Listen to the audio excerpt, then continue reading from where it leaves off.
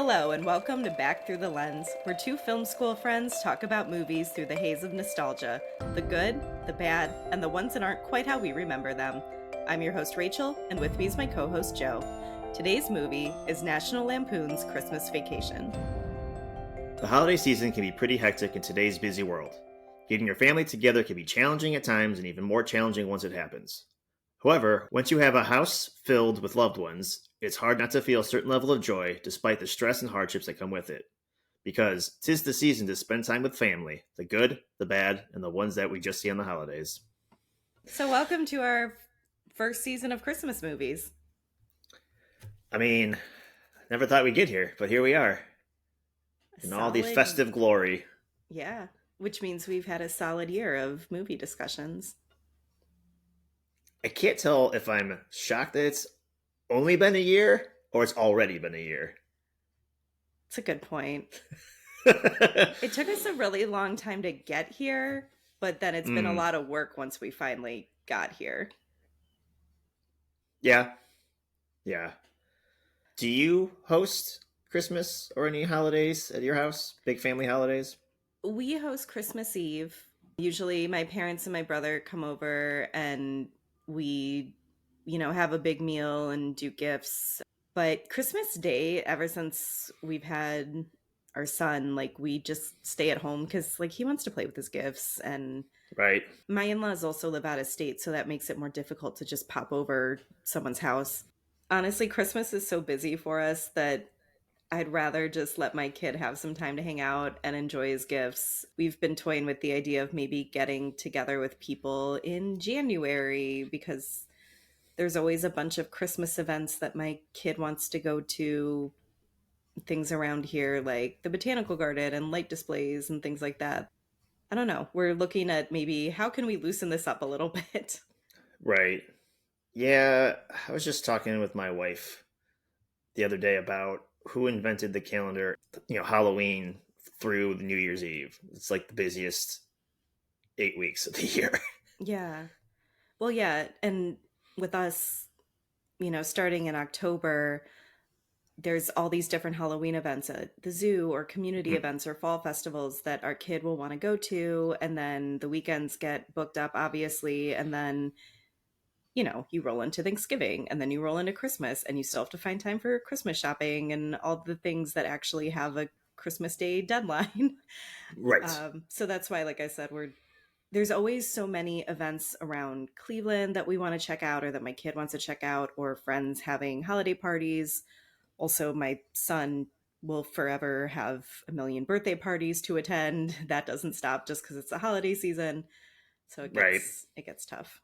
My family, not since we were like little, we had like a big family. No, so we have like these small pockets of gatherings.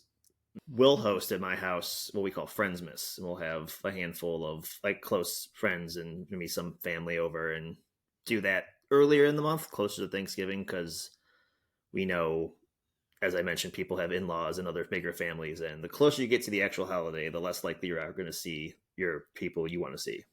Yeah. And that's exactly what we're thinking about doing, but in January, maybe sort of a Yeah. Friendsmas kind of thing, because the neighbors always want to have a Christmas party, but obviously we can never make it work because, Mm-hmm. everyone has kids and all the other things. And, you know, every other year we travel to see my in laws, but it's usually after Christmas Day, like between Christmas and New Year's, because I don't really want to pack up Christmas gifts, like my son's Christmas gifts. And I don't know. There's just no other better way to do it, especially with having a little kid who still wants to wake up on Christmas morning in his own house and everything. Yeah. Well, that'd be a pain in the butt too, because you'd have to pack wrapped gifts Mm-hmm. and then pack them again for the way home, but then also additional stuff we're assuming you might Yeah, acquire. for Yeah. exactly.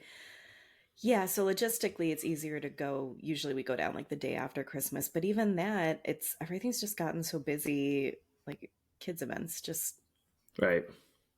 all right. Well, today's movie is National Lampoon's Christmas Vacation, directed by Jeremiah S. Chuchik, released December 1st, 1989, rated PG-13. Clark Griswold has every intention of having an old fashioned Christmas this year as he hosts his entire family, including the in laws. From cutting down the family tree, taking in unexpected guests, and getting the house lights to finally work, can the Griswold family survive the holidays and each other? My first time seeing Christmas Vacation was actually not that long ago, at least my first time seeing it start to finish. It was always on TV, it was always on at other people's houses. It was not something that my family watched every Christmas season. We were definitely a Christmas Story family, and I don't really even know what else. Home Alone, I'm not sure. I have a feeling my parents did not really like National Lampoon, so that might have been why we didn't really. It's not like I had a lot of control over, what we were renting and stuff, right? But I had seen Right. parts of it on TV, obviously. I knew the house with all the lights. I knew Shitter's Full. Like I knew certain Mm-hmm. things. But yeah, my husband and I finally sat down and watched it one time on Christmas Eve years ago, and now it's actually our Christmas Eve movie. Oh, nice. Yeah. So after, well, I guess while we're waiting for our son to actually go to bed, you can still hear them moving around upstairs.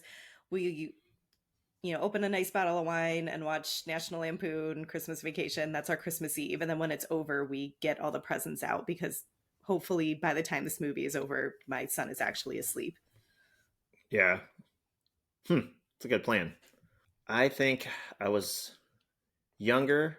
My first memory of it, at least, was at an older cousin's house. And we were over there for my sister and I, for whatever reason, hanging out. I don't know, holiday season. Maybe she was babysitting. I don't really remember. But we put this on, watching it on one of those old TVs that sit on the ground, like with the big wooden panel around it. Oh, yeah. So I might have been, I don't know, not quite double digits, but still pretty little.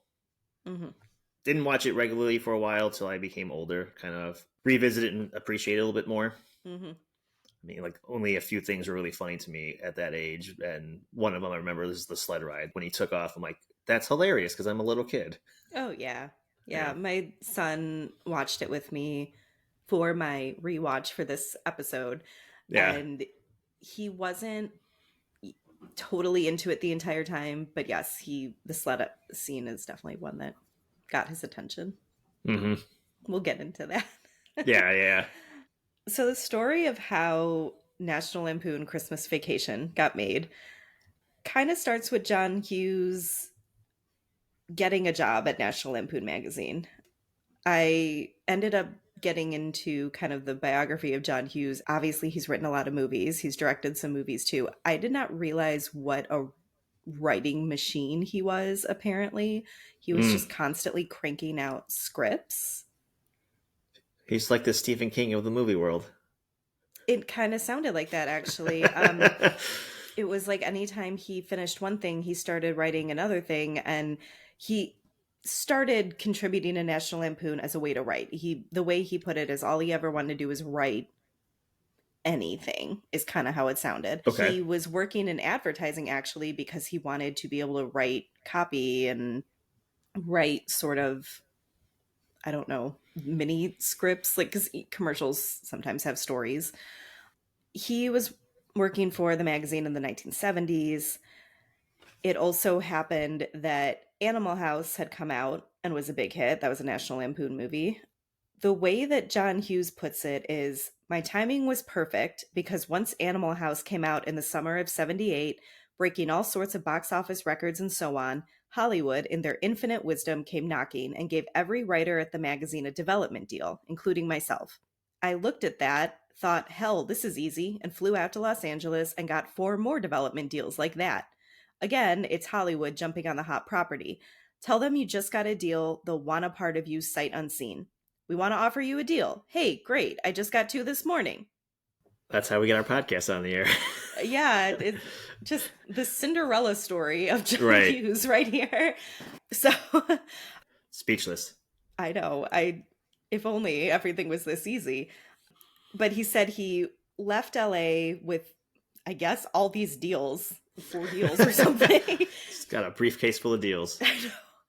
He said there was a big snowstorm in 1979. He couldn't leave the house for a few weeks, so he just started writing so he could provide scripts for these deals. And he said, it was great, and I haven't stopped since. Fair enough. So we start with National Lampoon's Vacation, which came out in 1983. John Hughes had written a short story called Vacation for National Lampoon and turned that into the script for the first one. Okay. I have never actually seen any of the other vacation movies. Interesting. Yeah, I feel like, I don't know, usually we do the sequels and the legacy part of it, but this is kind of, we're in the it's in the middle. middle. It's in the Hmm. middle, right? So if I may, Yeah, go for it.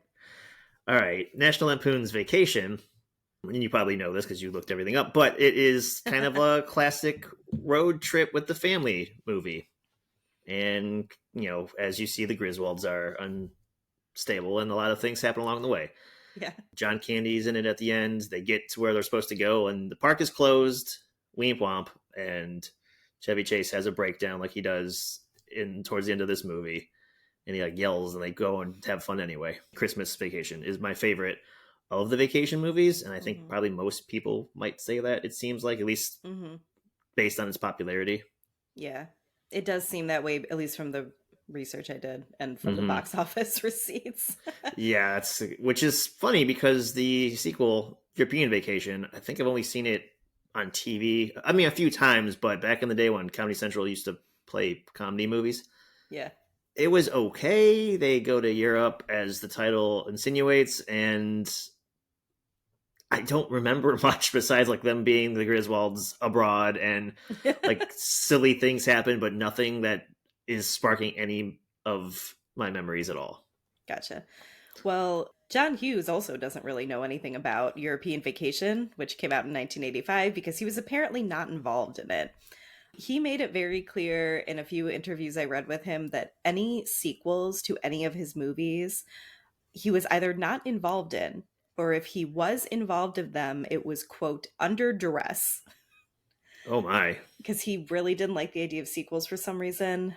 I think he just felt a lot of things he worked on didn't need more. Christmas Vacation was different because he had written another short story for National Lampoon magazine called Christmas 59.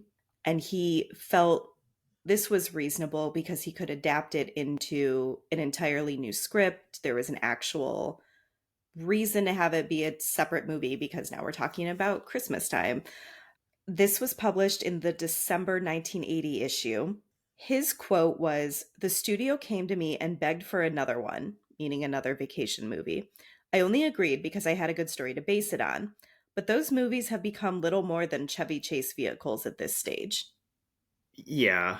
Yeah. Well, it's Yeah. funny. He's like surprised, or maybe surprised isn't the right word, but once I make a thing, I feel like it's done and I want to move on. Says the guy that went to LA and got all these deals based on the idea he had a deal. Like, you just admitted that, Hollywood wants to jump on a hot property. You, sir, Hmm. had created one. Let's feed the machine and make the money. Hmm. We'll also get into that. So the executive producer, Maddie Simmons, he had a slightly different take because he said after several years of pitching Warner Brothers, they finally wanted to do the Christmas one. They said, "John wants to produce and he wants first billing. Will you take second billing?" So I said, "Okay, I'll take executive producer." But this just made me feel like all the National Lampoon guys were just hanging out being like, "Okay, let's write some stuff. Okay, let's make some movies." And it's like they just could do whatever they wanted to, apparently. At that point, yeah. I mean, they had some big movies. I've never Hmm. read a National Lampoon magazine. Mm-mm. I often forget that's what it was at one point. Right. Growing up, I just watched the movies and I just Yeah. thought it was like a studio house. Yeah, I could see that. And then when I got Um, older, I was like, oh, this is a magazine. Oh, like Mad Magazine. Oh, okay. mhm. Yeah, and I guess we were probably the last generation to grow up with magazines like that, probably. What's a magazine? I know.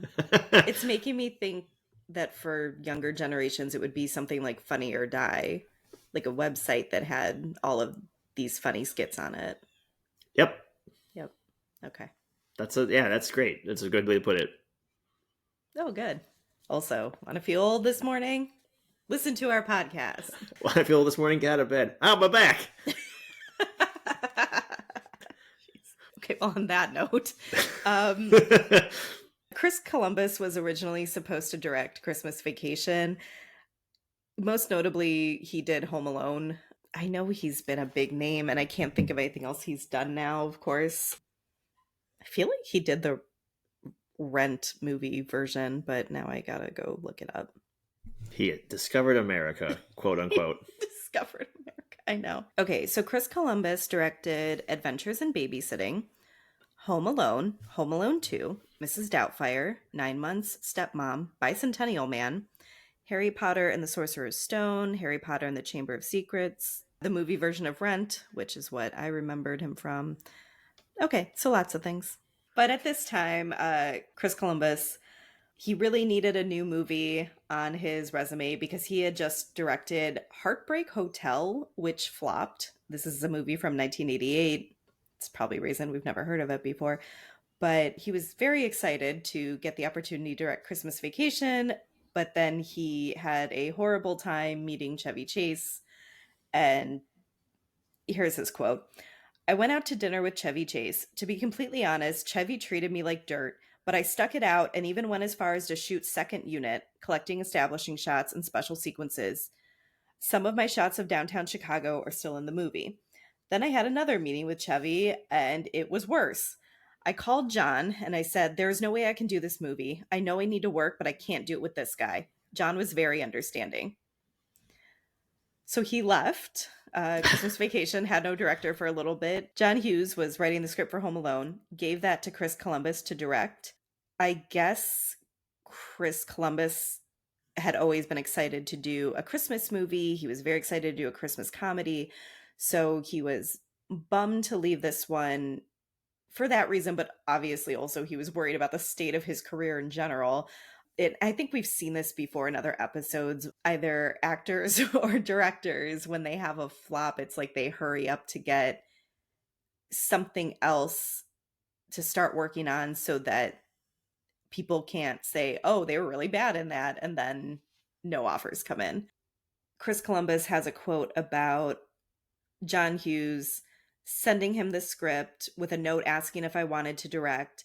I thought, wow, this guy is really supporting me when no one else in Hollywood was going to. John was my savior. And this is one of many very nice stories I heard about John Hughes. John Hughes is like that generation's Adam Sandler. That's what I thought of too. Yes. He That's kind of seemed funny. to be constantly writing, constantly turning out scripts, but also seemed to be a genuinely nice person to work with and remembered people who he worked with or who had made a good impression on him. Yeah. Yeah. I don't know Chevy Chase personally, obviously, but this isn't the first story I've heard or read that Yeah. he's not fun to be around when he's not being fun to be around, i.e., like acting. Right. I've heard stories on SNL, Caddyshack, just he's kind of a jerk, I guess. I don't know. Yeah. Chevy, from what I've heard, I don't know. Allegedly. Allegedly. Allegedly, yeah, That's the word you got to use. Allegedly. allegedly a jerk. I was mostly familiar with Chevy Chase, honestly, through the show Community because my husband and I both really liked that show. And I really couldn't tell you any other movies he had been in besides the vacation movies. And aside from Christmas Vacation, none of his movies were really a part of anything I regularly watched. But I remember there being a big controversy while he was on Community about him not getting along with the cast in general, but also having a lot of weird interactions with the black cast members. Particularly Donald Glover has spoken out about that a lot, Hmm. that he made set extremely uncomfortable. So that's what I had been thinking of when I read about Chris Columbus's experience. But it's interesting because the whole cast of Christmas Vacation seemed to have a wonderful time with him, which, we'll get into a little later, but it's completely different from, I feel, all the stories we have heard or Interesting. that we're more familiar with. Because I did come across that story too of him getting in a fist fight with Bill Murray at SNL. like Yeah. backstage at SNL. So we move on to Jeremiah Chudzik, basically a television commercial director at this point. This was his debut feature film. Nice. He said, long story short, thanks to the commercial work, I was going to make a movie about the Apollo Theater at Warner Brothers and had gotten to know them. They started to send me scripts, and one of them they sent me was Christmas Vacation. He was really excited to take it. He didn't really think of himself as a comedy guy, is how he put it. He was really nervous about how he was going to make it work. I have this quote that I loved from Beverly D'Angelo, who plays Ellen, right? That's her name, the wife. Yeah. Yeah. Okay. She said, I remember on one of the first days, Jeremiah saying, we're going to figure out how your characters walk. And I was like, what? This is Christmas Vacation. That would be great if we were doing La Strada or something. Hey, you know what? Everyone has to have some sort of method to their madness. Sure. But Chudzik was very excited to work with John Hughes at the time. He said he was at the height of his popularity and power in Hollywood to get pretty much anything made that he wrote. He said that John Hughes came to set for exactly one day, the first day of filming, and Chudzik wasn't sure. I guess the way he explained it, he wasn't sure how much decision making he could make when also John Hughes was there on set who had written it. He was a producer on it. And John Hughes told him that he should make the project his own. He said, it's your movie, man. You do it. Wow, we haven't seen this yet. I know. We've seen some producers come on set and basically make the movie. Right. So this is kind of refreshing, especially like this is peak Hughes, and he could easily have pulled that. Oh, yeah, Like, absolutely. And actually, he had just come off of Uncle Buck. This started filming 3 days after Uncle Buck wrapped. oh wow. Yes. And that was because Warner Brothers wanted the movie ready by Christmas. And it was already 1989 when they were filming this, and it came out December 1989. Damn. But yeah, also John Hughes wrote and directed Uncle Buck. So I feel like as a normal human being, who's not Steven Spielberg, he was probably like, I could sit back. I could use a break. Yeah. Mm-hmm. My name's already on it. I'm done. I'm good here. Yeah. Casting.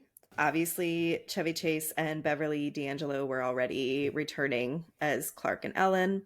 For all the grandparents, Chevy Chase said, I think we had the best actors of our time in terms of the four grandparents. There were a lot of quotes where Chevy Chase, you would think maybe they were making something like La Strada, is the impression I got. He called John Hughes a genius and said something like, which I don't necessarily disagree, but he called Sure. John Hughes a genius and said something like, God, there are so few of us in the world.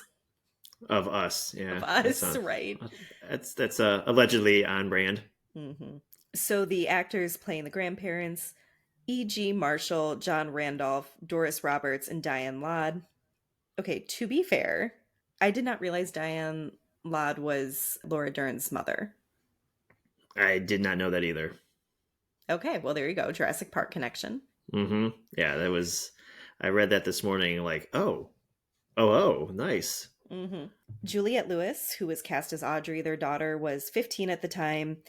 This was a huge deal for her in general, but also because she grew up watching the first National Lampoon's Vacation, and she thought Anthony Michael Hall was amazing. I assume he was a pretty big name at this point, considering like all the John Hughes movies that followed.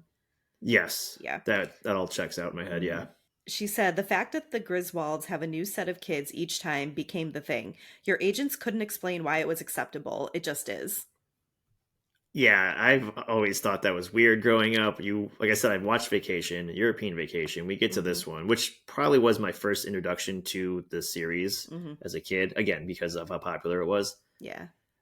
And I feel like when I watched the first one, I was like, why are the kids different? And then the second one came on TV. I was like, why are they different again? and not to get ahead of ourselves, but in Vegas Vacation, they are different again.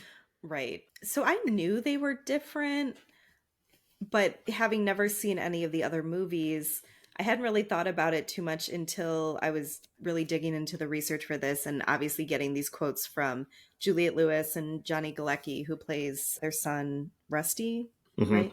I didn't realize it was a bit or like a thing that continued throughout all the movies. I guess I initially thought, well, maybe they had to recast the kids because they were aging or they weren't available anymore. I didn't realize it was something they did on purpose for each movie. And when I was younger, there's no way I would have caught that. I just thought Hmm. probably they couldn't get the same kids, or they grew up too fast, like you just said. Hmm. But it was very jarring for me as a kid watching these because I also so I wasn't aware of the bit, and Hmm. not only did the actors change, but then like they changed pretty drastically because Anthony Michael Hall and Johnny Galecki are, at least in these roles, vastly different in size. Hmm. And then that also made me think of like who's the older sibling, because I think it feels to me in different movies they switch, maybe because the boy is really tall and the girl is short, and then they Oh, I switch in see. this movie. I don't know, and then maybe that's part of the gag. Yeah, that could be. Yeah, and this one Audrey is definitely the older sibling. Hmm. I felt like in the other two movies that might not have been the case, but I haven't seen those in a very long time, so I can't fully remember. Hmm. Johnny Galecki actually is from Chicago. He sent an audition tape in and he didn't expect to hear anything back. He said he was perfectly fine doing like regional stuff around Chicago, but just figured what the heck, might as well send in an audition tape. When he went to audition in person in LA, he was in the room with Chevy Chase and Jeremiah Chudzik. Chevy apparently told him at the end of the audition that he had the part, so he didn't have to go home wondering about anything, but he had said he was stunned and it didn't really sink in because he's just gotten cast in a Chevy Chase movie and then just went home on a plane, Good job, kid. I'll talk to you in 2 weeks. right? Chudzik, our director, said that Johnny Galecki got the part because he had a great sense of humor, a very dry sense of humor, and he wasn't like all the other Hollywood kids they saw, which he did not elaborate on, but I don't know, maybe he is very sarcastic and dry-witted in the movie and maybe that came out naturally because he wasn't in Hollywood. I don't know. Yeah, maybe that's just who he is. Mhm. Maybe he was very earnest. That's why this is the He's second time very in this. earnest. Yeah, second time in our little show that we've seen Mr. Johnny. Oh, yeah, of course. How could I Mm-hmm. forget? Because he was murdered so quickly. That's how you forgot. That's how I forgot. There weren't enough murders. Poor Yeah. Johnny Galecki had to go. Diane Ladd, she played Chevy Chase's mom. She was only a year older than him. What? I know. I had heard her name before. I didn't really know what she had been in. She was in Chinatown and Alice Doesn't Live Here Anymore. She was nominated for an Oscar for Alice Doesn't Live Here Anymore and won the BAFTA for it, Whoa. and basically said that Hollywood didn't know what to do with female actresses. So she didn't work that much in big Hollywood productions until she came back for Christmas Vacation. And she didn't even know if she wanted the part. She didn't even know if she should audition for it. And then once she got the part, she kind of freaked out and was like, oh my God, my career is over. Because now she's just going to play this like old grandma, and that's probably what they'll see her as. She said that Shelley Winters loaned me her dead mother's dress to wear. I got some Oxfords and a pair of glasses at the Salvation Army, and I put baby powder in my hair. Here I am looking like an old dog, and I thought that if I'm ever up for a sexy part again, I'd be dead. Damn. Yep. Was she in another part after this? Yeah, but and she actually was, I think, nominated for some Oscars and BAFTAs and stuff. She did some dramatic roles later, but I don't think anything that stood out as a classic movie that we'd still be talking about now. But she Okay. still very much had a career after this. Good. Yeah. So this animated opening scene, did you know that it was produced by Prince? Like Prince. Yes, he was signed with Warner Brothers at the time, so they pulled him in to do this. And if you look at the soundtrack credits, it does say produced like Paisley Park Productions, whatever it is. So yeah. Ah, well, look Yep. at that. Apparently, the studio really did not want this animated opening sequence because they thought it was weird and childish, especially for in what is this, PG-13? I was about to say R. There's some dirty humor in it. You know what I There's mean? They some, yeah, yeah, but it's PG-13 humor. I feel. sure, yes. But they felt that because of that, the animated thing wasn't a good fit, but Chuchik really wanted it. So he shot some other weird opening that was black and white, and he said the title cards were, I think he said white font on a black background, very French Mm, artsy movie kind of thing. So basically made it look not great. And they were like, let's go with the animated one. That sounds great. that's hilarious. Mm-hmm. Working hard to do something bad to get the thing you want done. Yep. God, it's like real work. Hmm. Yes. I feel Uh, we've had stories like yeah. this before, yeah. I don't hate the intro just because I just grew up with it. It is Mm-hmm. and always has been to me, even as like a little Joe. Thought it was weird going from that to the movie, but it helps with the Christmas vibes, of course, and we kind of get a little vibe of what the movie's going to be because all the bad things happening to Santa. He keeps like messing up, Mm-hmm. and was he catch on fire? Like little things like that. Yeah. But it also gives me a very much, again, I've never read the National Lampoon magazines, but to me as a kid, especially that age I watched it, I definitely read a lot of Mad magazines. And it reminds me of that, as I mentioned earlier, and it kind of feels appropriate. Yeah, I guess I never really thought much of it. I don't know. For me now, it gives me the warm and fuzzies because like I said, this is my Christmas Eve movie. Right. My son, I think, was a little disappointed when he realized the whole movie wasn't animated. He also had no idea, what to expect. He had never seen this before. Sure. He doesn't know what National Lampoon is. He doesn't know what Chevy Chase is.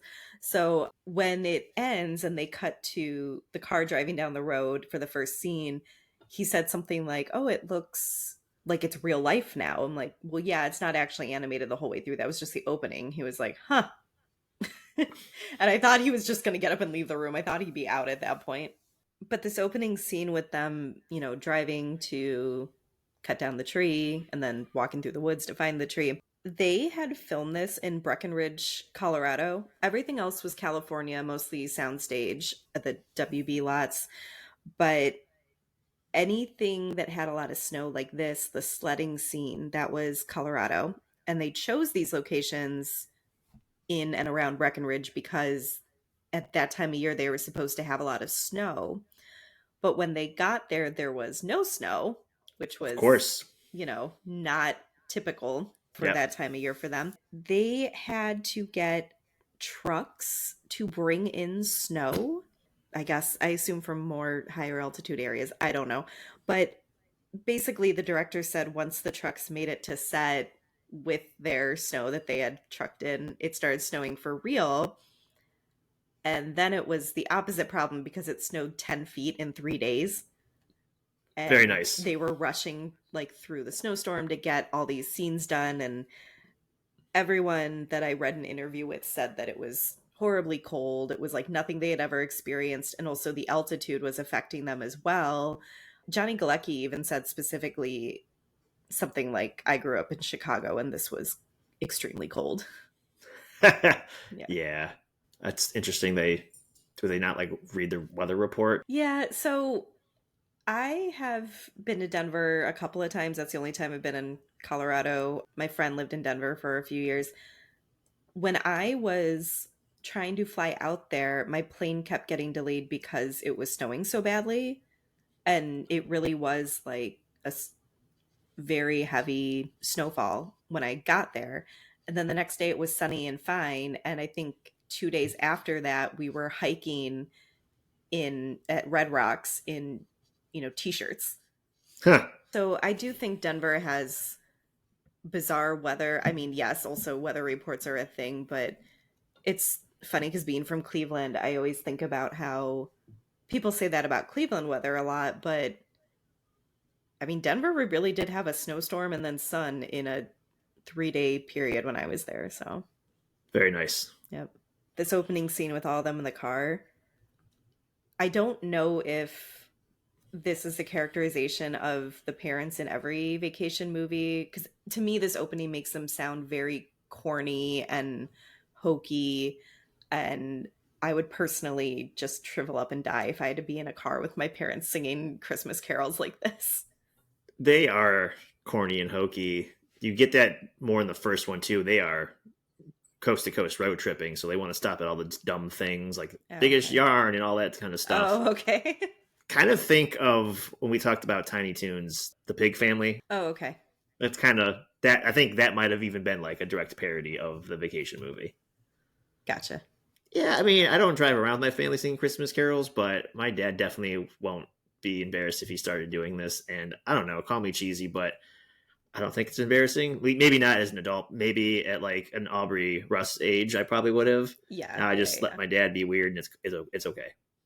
I think there's a difference between doing this ironically, which my husband will do sometimes to kind of get our kid to groan, and doing it because like, oh my gosh, I just love Christmas. And Mm, that's the reading I got on this. But okay. as we see with Clark being so into having a traditional family Christmas, I guess it all makes sense.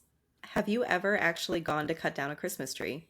Yes. Really? Not not quite like in this scene where he just like goes out in the middle of the wilderness. Well, okay, yes, I figured. I Yeah, don't like I'm think not most people do that. like I'm not gonna cut down a 40-foot spruce. But when we were little, we would get real ones, but from like how Russ is saying is from the lot. You go, they're Mhm. already wrapped up. You pick one you like, put it on your Right. tree, and drive off. We had that for years. You put it on your car and dry off. Is that put it Like, on your tree? oh yeah, put it on your tree. The car goes on the tree. No, you just pick up the tree from the lot. They tie it to your car, and you drive away. And then when I was older and out of the house and living in apartments, I got like a small plastic tree because I can't have a real one. Hmm. And then for a while, my best friend Tom, his family, they go out every year and cut down a tree, but they go to like a park that allows that. Yeah. Like this is what we do. This is the thing we do every year. And for the first couple of years of living in this house, that's what we did, and it was great. Got a new Christmas tradition. Hung out with again extended family for this time of year, right? Like see Hmm. people you don't see too often and have all the fun and warm and fuzzies. Then my wife was always wanted a nice fake tree. Got a nice one. I was on a good deal, and I love it. Like it's pre lit, and you can Yeah. change the settings, and it's awesome. And so we still might go, depending if it fits our schedule with them, Hmm. but we might not always bring a tree home. We just go and have cocoa and hang out. Yeah. Like I think that would be a fun thing to go do. But we have always had a fake tree. Even growing up, we always had a fake one. And kind of the same reason you were talking about with the lights already on it, it's really easy. But also, I know growing up, my parents were always worried about the upkeep with the real one and fire hazard and all that. It was just easier. And then, you buy it once and it's there. And so, same like you, we rented a lot obviously when we were younger. Once we were married, we were still renting, and it was just easier to have a artificial one. Although in smaller apartments, we had smaller artificial tree, and we called it our Charlie Brown tree because it was pretty scraggly. Yeah, Yeah. I have one of those also, and I still have it, and we'll put it up in the basement just to have and decorate part of the house. And I have a bunch Yeah, of Cleveland Browns shit I've acquired through the years, Christmas decorations. So I just that's fun. cover the tree in it. It's the Cleveland Browns tree, which Oh, is kind that's of funny fun. that it's the sad Charlie Brown tree. It's kind of Yeah. Oh, maybe a symbolic. little fitting. Yeah. Hmm. Yeah. A friend of mine told us about this time they had gotten a real tree, and someone was really, when they're decorating it, was really leaning into it, trying to hang. Maybe they're trying to get the star up. I don't know, but their head was kind of in the tree, and it turned out there was a spider sack in the tree that they were Oh, not aware of, and it like burst on her head. And I think they ended up having to put her head under the sink to rinse all the baby spiders out of it, oh like out of my. her hair. So ever since I heard that, I was like, I am actually very much okay with a fake tree and, lighting something pine scented in my house. Yeah, you're supposed to shake that thing before you bring it to your house. I mean, I didn't know that, but I guess that makes sense. Yeah, shake the shit out of that tree. Make sure there's no squirrels or birds or spider sacks. Spider sacks. I Ugh, don't want it. I don't want that. Yeah, that very much just scarred me for life, and I wasn't even there. Yeah, that does not seem fun. Yep. Seems like the absolute opposite of fun. Ugh. I also Hey, really she don't like spiders, so. right. Well, maybe the tree decided to give her the opportunity to open a gift early. Oh my God. I don't know if she saw it that way, but you know. Like we said, they're in the middle of the like actual woods and not in a lot.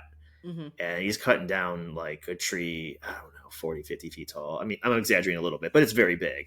It is, I yeah. just love Russ is like, Dad, it won't fit in our yard. It's not going in our yard, Russ. It's going in our living room. It's so stupid, but why do I laugh at it every year? I know. My son thought it was so funny when you see them driving away with it and you see the roots of the tree because he forgot his saw. And then the next scene where they're full of sap. Mm-hmm. He thought it I was like when he, hilarious that, the magazine pages were getting stuck to them. yeah, I love that scene. Hmm. And then he like rolls over to kiss Ellen and turn off the light, and he's like crisscross and stuck to both the lamp and her hair. Yeah. And credit to Beverly D'Angelo for just like obviously he's like has to pull her hair and stuff, and she's just like Hmm. laying there in bed letting the scene play out. Yeah. It was good.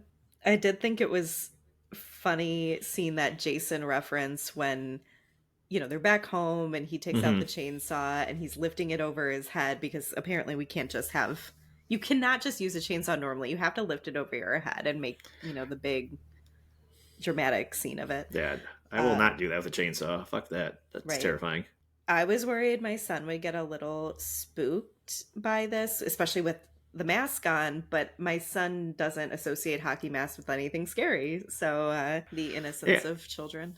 It was also personally really funny to me to see this scene pop up when we had talked about Texas Chainsaw Massacre a little bit when we talked about Poltergeist. And yeah. I also watched that new season of Monster on Netflix about Mm, Ed Gein, which Ed Gein inspired Texas Chainsaw Massacre. yeah. There are a lot of shots in that show, both of Ed Gein and the filming of Texas Chainsaw Massacre, where they are doing this whole almost dancing with the chainsaw over their head. And I just, it struck me watching it back this time that now I'm watching a Christmas movie and it's still the same kind of shot with the chainsaw over the head, the, like I said, the almost fluid motions of almost dancing around with it. Really got to present the chainsaw. I don't know how else to say it. You, Yeah, I don't know. This is where we get introduced to the neighbors, right? yes, I believe so. Yeah. I don't know. They're very snooty, uptight. Like 80s yuppies. Yeah. Yeah. I can see them hanging out with the characters in American Psycho. They just seem Yes. they're very concerned about their stereo and all outer appearance. And they're like, "Well, where are you gonna put that?" When he's cutting up his tree, I should say. And Hmm. he's just like chainsaw in hand, hockey mask still on. Bend over, I'll show you. Yeah. Yeah, I hate Julia Louis Dreyfus's like tiny sunglasses that she wears all the time. They are so tiny. I personally dislike the tiny sunglasses look anyway, because that had a comeback for a little Hmm. bit. But I realized watching it this time, oh, she really does wear them all the time, even, outside at night. Why are they so tiny? I feel like they just cover your pupils. Like, just that's it. The rest of your eyes are exposed. It's a style. Okay. I don't know. I don't get it. I forget how striking Beverly D'Angelo is in these movies. Like, she just Hmm. gives me this look of classic Hollywood, golden era Hollywood starlet look. I It's could the see that. hair, I don't know. It's just how she's presented in these movies. I don't know her from much else besides the Right. vacation movies. I'm sure she's done a lot of other things. But when the family start coming in and she's kind of, well, maybe we shouldn't do this, and Clark's going on his like big rant, Hmm. I admire his notion of wanting a big Christmas with his family. That's not lost on me, especially now as an adult where like I have pockets of Christmases, but not the one big Right. one. So it's Hmm. like pulls on the Christmas heartstrings a little bit for me. Yeah. Mm. And there's a lot to be said about our expectations as an adult. And what we want for ourselves for Christmas and what we want for like, you, your kid, Hmm. or grandkids, or just other family members. We put them through hell just to get what we want for Christmas sometimes. Yeah. Also, anytime they show the advent calendar, Hmm. every once in a while, some hand is opening it, and I'm pretty sure it's just showing the passage of time. Right. And which is funny because like the family's been there like the whole fucking month of December. Yeah. Yeah. That's like, it's not just come over for like a week, a weekend, Hmm. Christmas Eve, stay the night. It's like, oh well, it's December 1st. They live here now. Yeah, here we are. Yeah, my son was so excited about the advent calendar because he has a very nice advent calendar that my father-in-law made him. My husband's dad does a lot of woodworking, and he made all the kids in the family their own advent calendar. So it's reusable. So every year we fill it with candy and tiny toys, which it gets more difficult to find things your kid would like that would fit into the advent calendar squares as they get older, because when he was really little you could just put, I don't know, whatever in there and he thought it was cool. Lately we've been putting Pokemon figures in there, and some of the spaces are a lot bigger. Like the one for Christmas Eve is pretty big, so you could fit almost an action figure in there. That's cool. Yeah, no, it's really beautiful, and it is fun to do it every year too with him. But he saw this and he was like, "Oh man, I can't wait to do my advent calendar. I can't wait to see what's in it." And then it's like, "Oh yeah, I always have to remember to buy stuff for the advent calendar in addition to Christmas gifts, and you Mm, have to buy that sooner because advent calendar starts December 1st." right. So We yeah. never had an advent calendar growing up, so I've never got to partake in that. But we Mhm. had, and I don't, tell me if you had this or something very much similar. And I know in a movie, a Christmas movie, I've seen it in the background. And I text my sister like, "Oh my god, the calendars in the movie." We had this like cloth calendar. It was like 1 to 25, Mhm. and there were like little pockets. So like five rows of five, and it was a little gray mouse, and you stuffed it in each pocket every day as you got close Yep. to Christmas. Yep. And that was our calendar. Yes. I remember this. Did you have the mouse one? Like, I'm pretty sure. Although now I can't remember if it was at our house or maybe it was at my grandma's house. But I remember this being a thing. I remember the gray mouse. Absolutely.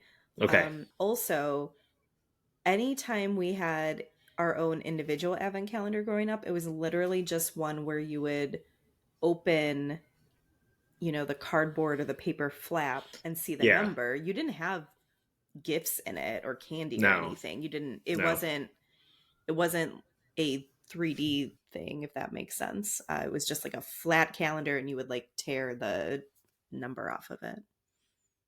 That's kind of the one in Bad Santa, and then Hmm. he gets drunk and destroys, and he tapes it all back together. He puts random bullshit in there. That's a discussion for another Christmas season, though. Yeah, I don't remember that. Like I said, I've only seen that once. I don't remember this. So, of course, watching this as a grown up and, someone who's lived through at least one major recession, I always am so shocked that Christmas bonuses are a thing. They were Right. such a thing that you could expect it. You could already spend that money in a sense or anticipate how you were going to spend that money. This is also how I feel whenever I watch stuff like Mad Men and people are like, "Oh, I'll just go down the street and get a new job." And I was like, "Wait, is that how that worked before? There were just Yes. jobs everywhere?" Jobs are falling out of businesses. You just picked them Yep. up and took them with you. And they all paid you well enough to have a $7,500 deposit on a pool. Yeah, I mean, let's be real. And Clark definitely counted his chickens before the eggs were laying. Sure, yes. But in his defense, he's gotten it for the past 13 years. Yeah. I'm with you. Like, that's $75,000 bonus. That's insane. Or No, 7,500, 7,500. A 7,500. $75,000 bonus would be insane, yes, It but would also be so insane. would Yeah. 7,500. So, Yeah. And,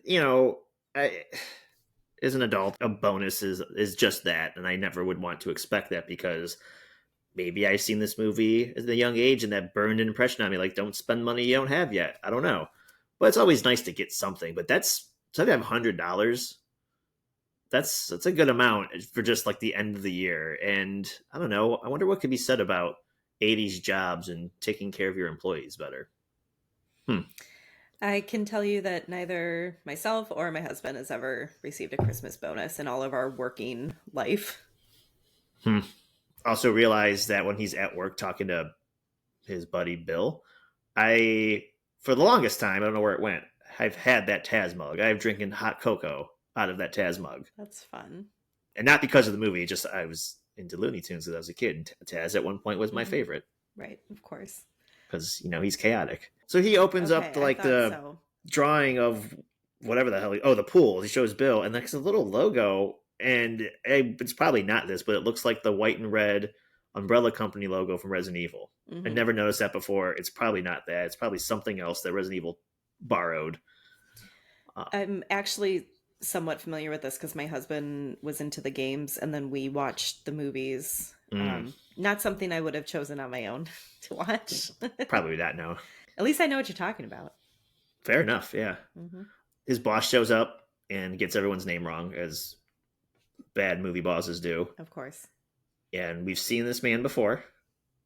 He is a Murray. He was in Groundhog Day, Huh. and he was also in. Oh, I wrote it down. I can't remember where I wrote it. Oh, Wayne's World. That's right. Groundhog Day and Wayne's World. He was one of the groundhog handlers, Oh. and then in Wayne's World, he's the arcade guy. He's Noah's arcade. Okay. Yes, I can picture him in that. I couldn't picture him in Groundhog Day. Okay. Put him in a top hat Interesting. and a tuxedo. You Right, of got him. course. Yeah. Yeah, he's such a Muppet Mm-hmm. oil tycoon boss. Such a Yeah. stereotypical bad boss.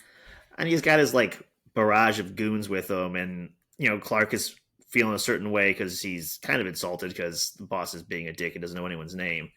And I always love when they start marching into the conference room and he's just like being very fake. And he tells everyone, Merry Christmas, Merry Christmas, Merry Christmas. Kiss my ass, kiss his ass, kiss your own ass. Happy Hanukkah. Yep, yep. That's great. It's a good way to like feign happiness at work. Yes. Like it's sometimes it's not what you say, it's the tone in which you use. And you get Yeah. away with shit like that. I may Mhm. or may not have done that before myself. Who knows? I get it. Yeah, it always anytime I think of bad work environments, I think of when I worked retail at various times in my life. Not that I didn't have like bad office environments too, but man.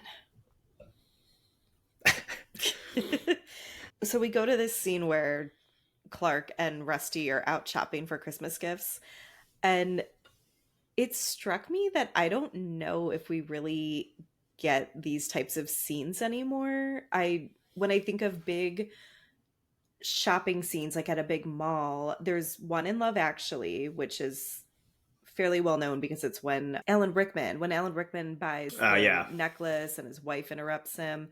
But I feel like the kind of big crowds rushing in a mall type of stuff, you don't really see that anymore because I don't know if that's really how we shop anymore anyway. No, if you're making a Christmas movie now, it's probably going to be a lady in her pajamas and robe with a cup of coffee on Hmm. a website Yes. Oh, yeah. that I'm not going to name unless they pay us to name them. um, but I agree. And I was trying to think of anything else.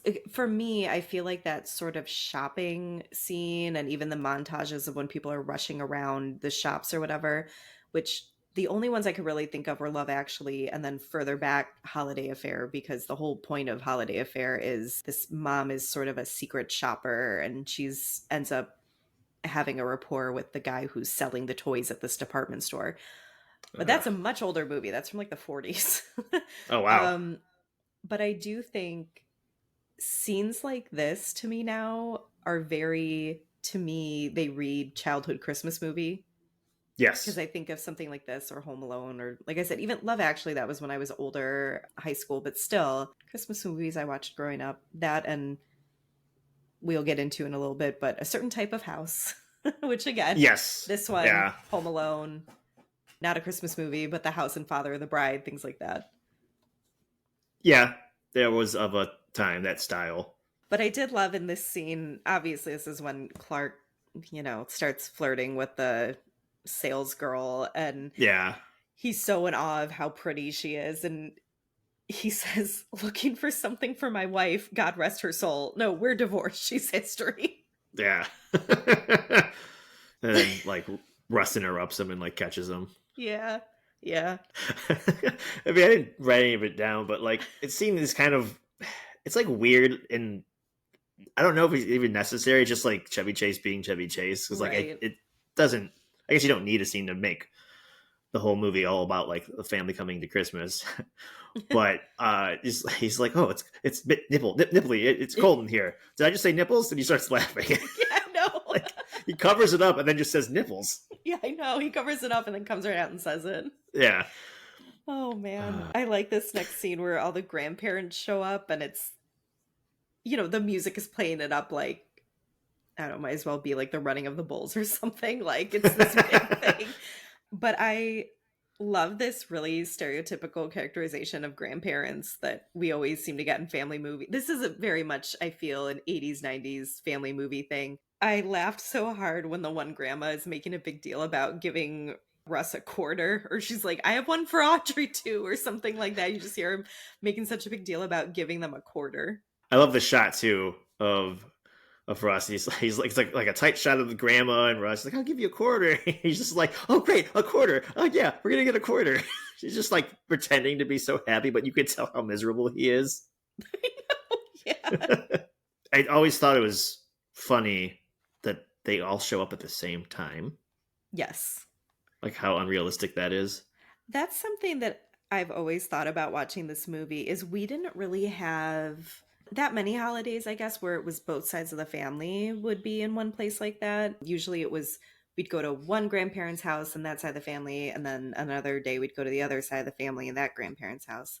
There Same. were a couple times we would have both sides over at our house, but I think it was when like other plans fell through. I don't know. But I did think it was interesting that all the grandparents well, I don't know. Maybe these were their only grandkids. I don't know. Yeah, that's true. No, because then we see the cousins come later. Oh, that's true. It's a good point. I forgot about like Ruby Sue. Yeah. Anyway, I like uh, this is Clark's idea. I like mhm. this is Clark's idea, and then once they all come, and you can tell he's like maybe regretting, or just the first wave of stress, Yes. Yeah. and he's like, "All right, I'll be outside for the season," and just leaves the whole family in the house. Yes. I love the little shot of the two grandpas asleep in front of the TV because that Hmm. is so that if I remember anything from childhood holiday gatherings, it's after the food is eaten and the men all go in the other room to watch football or something and they all fall asleep in recliners. Yeah, that's about right. Yep. I'm about at that lifestyle now. Right. Yeah. Yeah. Every time we're at my in laws for Thanksgiving, I always want to go take a nap and I feel bad about it. But I'm like, look, could I go upstairs? I'm so sorry. When it's our house, I'll just be like, okay, well, I guess everyone's tired now. Bye. Right. There was one year, though, it turned out I was sick at my in laws. I didn't really realize it yet, but that's why I was so tired after we ate. But I was like, gosh, I'm exhausted. And I walked into the living room to see what everyone was doing. So I'm like, I shouldn't just like go to sleep when like everyone's here. I walked into the living room and literally everyone was asleep. Like every couch, every recliner, everyone was asleep. And I was like, oh, sweet. Okay, bye. This is awesome. Yeah. I didn't get the memo. Right. I didn't get the memo that actually it's cool if we all just have nap time. Hell yeah, nap time. The way that Audrey is peeling carrots when she's in the kitchen with her mom is so stressful to me. Hmm. I think she's just using like a little knife. Like, just get like a vegetable peeler at least, please. Feel like maybe someone else was using one for potatoes or something. I don't know. Oh, They're all in there maybe. together. I like the second Ellen like lights a cigarette in stress, and obviously the vibe is she doesn't smoke often because the second it's lit, Yeah. I'm assuming it's her mom in the other room. Like, did you light a cigarette again or something like that? Mm-hmm. And there's banter between the mom and daughter about just like sucking up. Everyone's uncomfortable. Aubrey has to either she's in Russ's room or vice versa, but they're bunking together. And Helen's like, it's Christmas and we're all in misery.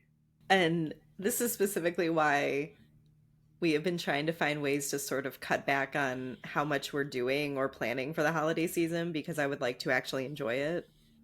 Right. Yeah. Yeah. And for us at least, like 2020 when COVID was more of a concern, when I don't think we really had any get-togethers. We certainly didn't travel to my in-laws for any of the holidays, but it was actually like, oh, this is kind of nice because we can just hang out and actually enjoy our like break from work and our son's break from school and just spend time together or just, watch a movie in the middle of the day and fall asleep, whatever, like when you were younger and had Christmas. I had a, week or two off for Christmas. So when Clark goes out to hang the lights and he's having so much trouble on the ladder, I literally use this as an example to my husband of why he's never allowed to go on the ladder to do anything on our house, whether it's Christmas lights or gutters or whatever. Yeah, I hate ladders. I do love this bit when is it when they unfurl the whole tree? What breaks the neighbor's window? Oh no, because he's on the in the gutter. Yes. Okay. Okay. Yeah, the frozen water. Okay. So I do love this part when the frozen water from the gutter breaks the neighbor's window. I just love how ridiculous the neighbors are when there's why is the carpet all wet, Todd? I don't know, Margot. Yeah. Their stereo system's so ridiculous. Mm-hmm. When I was watching it this time around, I was like, what in the world am I looking at? What is this? And it's some sort of old stereo, but it was super fancy looking, which would suck, obviously, if water got on it. Right, right. I mean, I to mean, be fair, they had no reason to anticipate this. right. I mean, it did shoot through the window across the room into the Mm-hmm. stereo system. Mm-hmm. So I think it's just funny that she's concerned about the carpet. Yep. I think of that line every time, like if there's a spill or like if our dog ever has an accident. I'm like, why is the carpet all wet, Todd? I don't know, Margot. Then my son's always like, who's Todd? What are you saying? So my son had kind of checked out of the movie for a little bit. And then the part where Clark is going to show them all the lights and they do the drum roll, he was really at attention because he's like, oh, what's happening? And he was very into it. And he's like, oh, okay. Okay. So something's happening. Drum roll. And then, nothing goes, oh, wow. I bet he feels really bad about that. I'm like, yes, honey, he does. Oh my gosh. uh, I had a note. It was almost heartbreaking the way his parents are consoling him, like he really failed at something like huge. Yeah. Well, they're very supportive. That's They are. nice. They're very supportive and sympathetic. His dad offers him help, sort of. If you need any help, I'll be inside, fast asleep. Yes, yes. Thanks, Dad. The scene where he goes up in the attic and gets stuck up there, genuinely, why would anyone find the attic steps open and then think it's a good idea to close them? Right. I mean, I've I always assume thought because that. she's a batty old lady, whatever. She was cold. Well, She's yeah, just that like, too. oh, chilly. Oh, it's chilly because this is open. I'm going to close it. Not like, hello, anyone up there still? I always Yeah. love this scene, though. I love how he ends up, you know, wrapping himself up in the old antique old lady clothes, but he ends up looking like some like fortune teller, in my opinion. Yeah, I can see that. Yeah. I had to explain to my son what an attic was because What? we don't have one. I don't know if we haven't really ever had an attic like that. At our old house, the attic level was converted into a master bedroom by the person who Sure. owned it before us. And we had attic space that was behind the wall, not up. So I had to explain to him how this all worked and that the floors weren't necessarily reinforced and all that because obviously he falls through, between the slats. But also, this always makes me think of the Bob's Burgers episode where Bob goes behind the wall Oh, when I yeah. think they have family visiting, but he ends up being like, oh, this is a nice quiet space that I could relax in, and then he gets stuck. Yeah. I need to watch some of these movies with my nephew, who is about your son's age, to see Okay. if like he has the same questions and concerns. I feel like my nephew would know what an attic is. I don't think they have one, but Well, he kept saying, oh, I don't think he's supposed to be up there because when his feet break through, yeah. he's like, well, if that's not a sturdy enough floor, then what is up there? What is the point of this if you can't walk around up there? And so I kind of get what he was saying. Maybe he hasn't watched enough movies that have the certain type of houses in them that we are accustomed to. He needs to watch all the ones you're going to mention here. I know. I did like when they're all getting in, the rest of the family's getting in the car to leave. I caught one of the grandparents saying, "I have to eat so I can take my back pill." And I was like, "Oh, I feel this. This is me now." And then I was like, "Oh my god, am I old?" Yes. Yeah, That because is a good line, though. She was like going to go back in the house to see if Clark wanted to go with them to wherever, and he's like, "He's got his own car. He can drive himself. I gotta eat. I gotta take my back pill."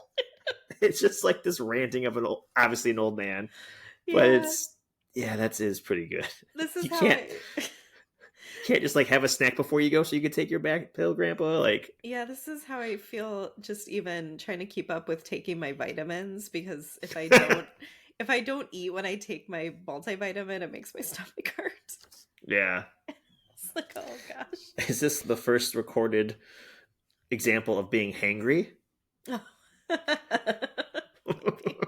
They just leave Clark there. He's like, he's got his own car. Fuck him. And the wife is obviously a bit concerned because, the house is only so big. It's weird that Right. they can't find him. Mm-hmm. When Clark's up there and he knows they're leaving, and he's trying to look through the little circle window that just flips open and shut. And he does the thing where it's like up, down, up, down, up. Yeah. Which way am I going to go? I don't know why I laugh at that every time. It's so over the top and cheesy. Yeah. Again, Chevy being Chevy, but it works. That is an awkward window, and he is a taller man. And it's like, okay, can I fit to the top? Do I have to bend over? I think because it is so realistic, because like you said, it's an awkward window, and it's Mm-hmm. definitely not the kind of window that you ever think you're going to be needing to open to yell out at your family. Right. Yeah. So I get it. It is the little physical things here are like so good. Mm-hmm. When he does bust through the ceiling, like you said, he's cold. He just puts his hand up to where his holes are, like Yeah, to warm up because he's like so cold still. it's So great. dumb. Yeah, you'd mentioned him watching the movies, and I don't know. I feel like there's, again, pulling at the Christmas heartstrings here, but I feel like there's something Mhm. special about watching these old Christmas, our Christmas lives, so to speak, from our past. Mhm. Clark feels a certain way, and he's getting all emotional, even though his family just ditched him. Yeah. But you can kind of see why he wants to do this with his family this year. Mhm. Yeah, I get that. But also, like, do they live in the same Chicago suburb as the McAllisters from Home Alone? They It's like, might, because I think John Hughes set everything that in. makes sense, Yeah. actually. Hmm. I was being a smartass because I'm like, these are some big, nice houses in a nice neighborhood. Well, obviously, we know Clark's got a good job because of Yeah, his. his So bonus. maybe. Oh, that's something to talk about in the next episode. Maybe McAllister works with Griswold. It is, it's funny you mention that because when we are more toward the end and, he's disappointed with what his bonus is, he says something about the working man. And, like, sure, he's not incorrect. He's not C-suite, whatever. He's not rich like his boss is. But at the same time, I was like, sir, your house is enormous, And especially you're in putting a pool my in. perspective. Yeah, and you could afford a pool. Like, Mm-hmm. when I was growing up, I would have thought you were very rich. Oh, yeah. So, working man. So, this is where we get to, I guess, when the lights finally do work. And, there's all that back and forth about people not realizing the one light switch. I still love that little shot of Chevy Chase. He's grunting like it's very difficult to plug these two sides in together. And then it finally works because someone flipped the right switch, unbeknownst to This, him. right. But I caught this line where he tells his dad, "You've taught me everything I know about external illumination." Yeah, when it finally when just like right after his dad's like, "It's a Butte, Clark." Yep. Yeah, that's a electrical nightmare in the garage. Like all Yeah, these I things know. plugged into other things that are plugged into other things, and then of Yes. course it's on an active switch that of Yes. course Ellen remembers. She's the one that actually saves the day. I always thought that was funny too. He's like frustrated and unplugging and replugging things in, and every time he's plugging something in, she's switching the light. So the timing, of course, is perfect Mhm. because he Mhm. thinks he's doing it. And Right. to his credit, he already had done it. He Yeah. just forgot to switch the light. Yeah. Just a Poor simple thing Clark. of an active switch. That's all. Yeah. But yeah, I love the whole, the hallelujah playing, the whole city losing their power at the same Yeah. time. It's Yeah. great. We do go around looking at Christmas lights, and there's one house in particular we go to every year that you can tune into a radio station and they play songs that are the Oh, lights are yeah. in time with the songs. And they do 5 songs every year. This particular house we go to in Twinsburg, they a couple years ago they started using Taylor Swift's Christmas song, and it went viral, and Taylor Swift actually donated to our local food bank Oh, because like nice. in as a thank you, I guess, for using her song. But we go see this every year, and my husband always makes a joke about like it's the Griswold house or whatever, and I had to explain to my kid that this is where that comes from, but also exactly how much electricity this is using up, like how much power this is. And he's kind of like, oh, well, then why doesn't that other house with all the songs like, zap everyone else's electricity? I'm like, I don't know. This was the 80s. I don't know how to explain all this to you. It's called comedy, son. That doesn't really happen in real life. That's why it's funny. This is when Cousin Eddie and his family show up, right? Oh, absolutely. Yep. Because, okay, I noted this next scene when they're inside, and I've always liked their moose cups that they're drinking the eggnog out of. I think Yeah. about that every time I watch this. They're little moose cups with the antlers. But I love this line where Clark says, "Can I refill your eggnog for you? Get you something to eat? Drive you out into the middle of nowhere?" No, Clark, I'm fine. Mm-hmm.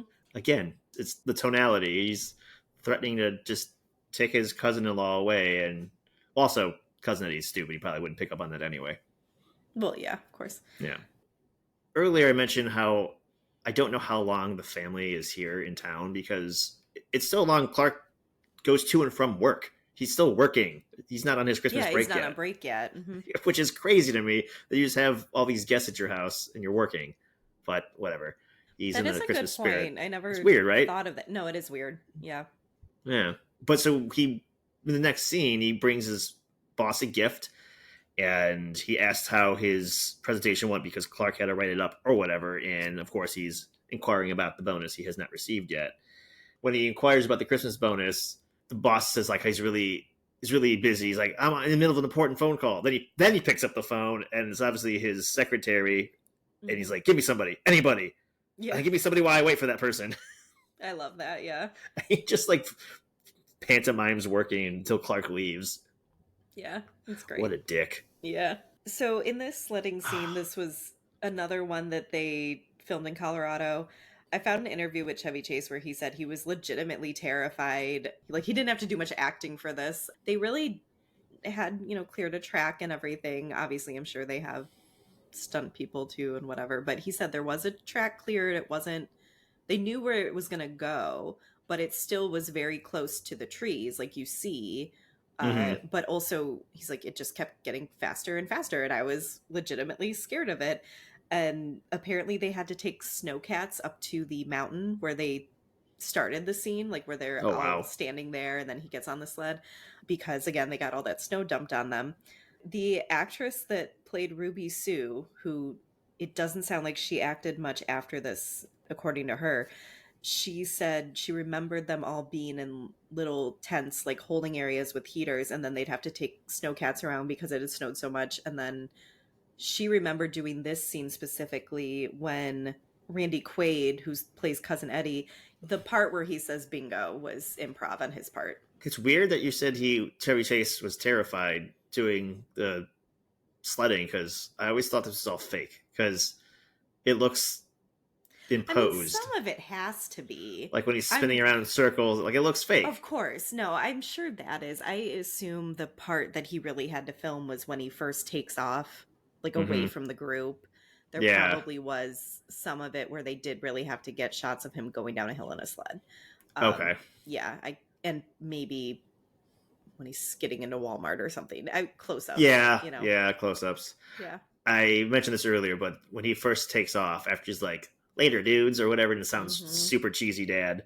And then he just like literally explodes. Like I was a kid, Yeah. Oh, like yeah. just surprised as can be, and laughed so hard. No, my son loved this scene.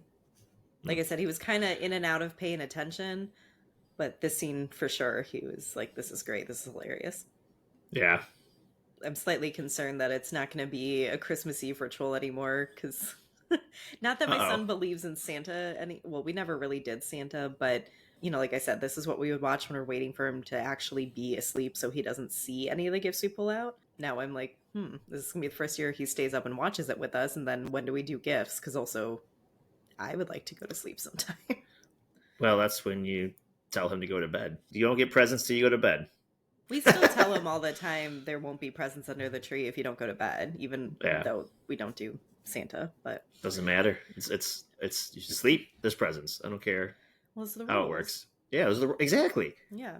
We get this scene with Ruby Sue because like the kids are staying in the house, so the cousin Eddie and whatever they could have alone time, I guess, in the trailer. Yeah. I always forget they do this random Fast Times the Richmond High parody very briefly. Okay, I've never seen that, so I did not clock this. Yeah, it's just like the famous or infamous, I don't know which word you want to use there, pool scene with, oh, I'm not going to remember the actress name, but she's also in Gremlins. But anyways, it's a very famous scene where she's getting out of the pool and she's like randomly looking out this window and picturing that in the night snow. I never made sense why he does this, why this happens, but Okay. then Ruby Sue interrupts him. Yeah. So that part is Hmm. the parody, him looking out the window. Yeah, and then like there's the scene with the lady in the red bikini, Yeah. which is clearly not there. He's just having a daydream. Right, right. But yeah, I like this exchange with Ruby Sue when she starts talking to him about Santa and he says, it sounds like she's concerned Santa won't actually come Yeah. and bring them anything. And he says, "Are you nervous?" And she said, "Shitting bricks." He says, "You shouldn't use that word." And she says, "Sorry, shitting rocks." And he gives her this look like, what? I realized this watch Mm-hmm. that the very famous quote is one of those famous quotes that are often misquoted. Okay. Very small thing that's different. And I never noticed it until, again, like you're taking notes. Mm-hmm. But everyone says shitter's full. Yeah. But 2 or 3 times he says shitter was full. That's true, yeah. It's weird. I like doesn't. I think it sounds better the other way, but maybe because we've been misquoting it for 30 years. I don't know. Yeah. Yeah. Because I remember there was a point where we had a really hard time with our plumbing in our old house. It was very old. It was like over 100 years old. The plumbing Sure. actually was still terracotta, like it hadn't been updated. It was a really big mess. We actually ended up having to dig up the whole yard and replace pipes. But when we were trying to figure it out, of course, this all started over Christmas time when my parents Oh were coming to no. stay with us, and the plumbers that we had working on it were like, I mean, that's usually when it does happen because there are more people in the house, and we're like, okay, Makes sense. right. But yeah, my husband kept being like, shitter's full every time there was a mishap. I do love though when the neighbor comes out and the guy, I can't think of his name, Todd, when he comes out and he's slowly backs backward into his home. Yeah. Yeah. As if he has to barricade himself against this crazy redneck. I mean, that's quite a scene to see first thing in the morning. Some Fair, guy. yeah. Especially if you aren't used to living in an RV. Yeah, also he shouldn't be doing that. That's not the proper way to Yes, get rid of that's that. true. Yeah. Yeah. Yeah. I mean, I also could not tell you what the proper way is, so I don't know. Yeah. I'm just gonna take not Clark's that. word for it. Yeah, that doesn't seem Yeah. that doesn't seem kosher. I really cringe at this scene where Clark is taking him, like cousin Eddie, shopping, or they're just shopping together, whatever. And he brings up the fact that the kids might not have gifts, and Eddie has a list ready for him. Ready to go. So that's when sometimes I wonder if maybe he is not so stupid, because He's not bright, but I don't think he's absolutely a buffoon. I think he just knows the kindness of others might help him out when that's true. he should be helping himself. Right. Apparently, all this stuff that Eddie is grabbing off the shelves, like especially when he puts down the huge bag of dog food, that was improvised. Chevy Chase had said in an interview that he had so much fun working with Randy Quaid, and that scene in particular. Also, the actress who played his wife, she said they just cracked each other up. They had so much fun. They were really like, she really felt like they were truly partners creating these characters. And apparently, they had filmed a scene together that showed more of the inside of the trailer or the Huh. RV, sorry. And she said it was so much fun to shoot. They had so much fun doing it, but it had to be cut for time. There was also something where Randy Quaid decided it would be really funny to have his white underwear show through his whatever pants they had him wearing.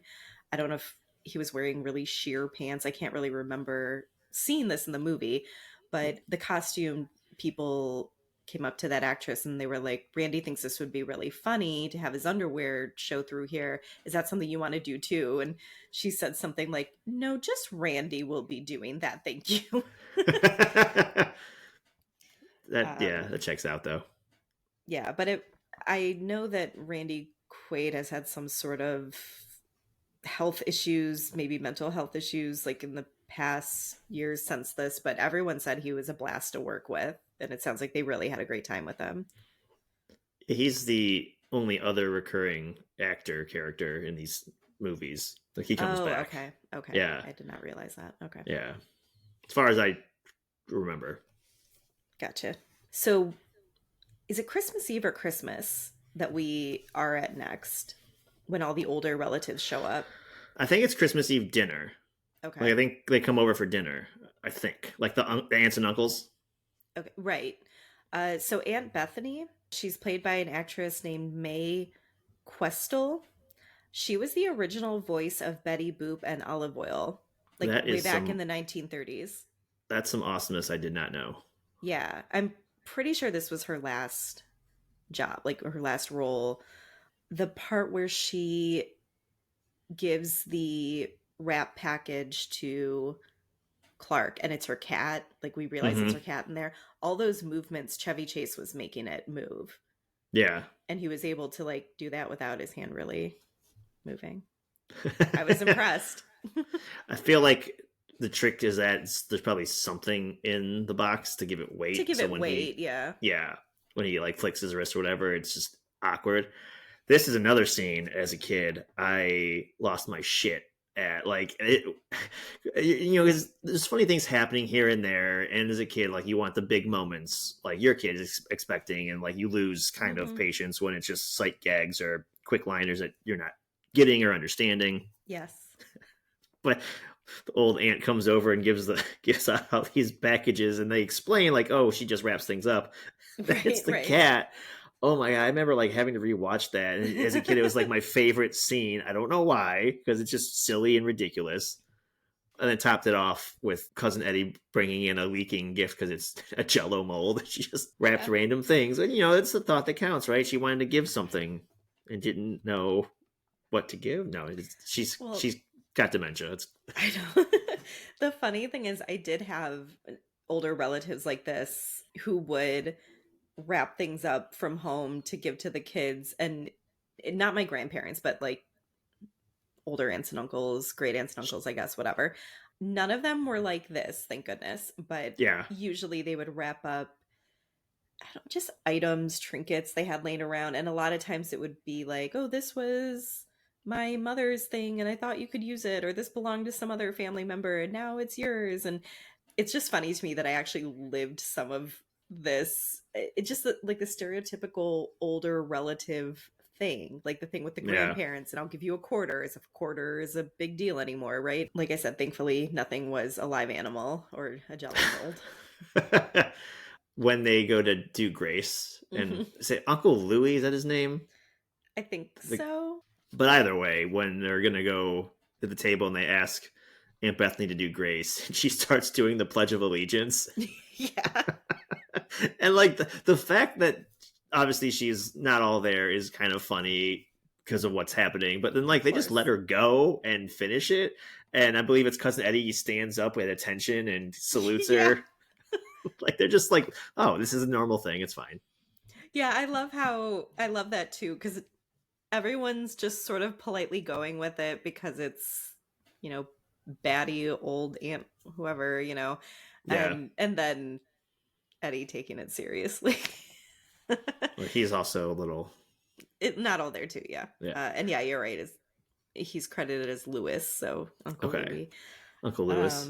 Yeah. Never noticed this before, but when he's upstairs in the attic watching old home videos, Hmm. that's the same actor. Like you see Uncle Lewis in the black and white, Oh, and he's got like black hair and a black mustache. like looking younger, yeah. Yeah, and I Interesting. don't I didn't pick up on anybody else being in these old home movies, but definitely that actor who's Uncle Lewis Hmm. is in the home videos very briefly because they don't show it, that much of it anyway. But I happened to catch it this time and go, oh my god, that's we're gonna see him later on in the movie. Yeah, I didn't catch that at all. I think possibly my favorite part of the movie is when they cut into the turkey and it just deflates like a football. Like, Ugh, so gross. and then the sound of them chewing on it in the next cut, like Ugh. just the way they're very diligently chewing at whatever they can, it always cracks me up. Mm-hmm. Cousin Eddie seems to like it, so that's fine. Yeah, well, Cousin Eddie's also just taking spoonfuls of everything else for himself. Like, Yeah, it's true. I always crack up at the way Clark is chewing, like he's trying to like chase his own jaw around or something. Yeah. So this scene where the cat gets electrocuted. Mm-hmm. So according to Chuchik, our director, the studio didn't want to have the cat die, having it electrocuted, whatever. So he would always say, well, check with John and see what he thinks, meaning John Hughes.